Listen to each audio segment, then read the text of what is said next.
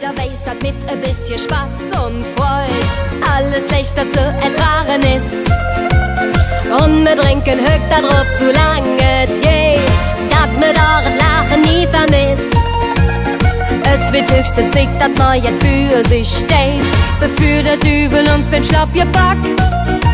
Mit Zehen in der Zähne, dann krachen jede Weng.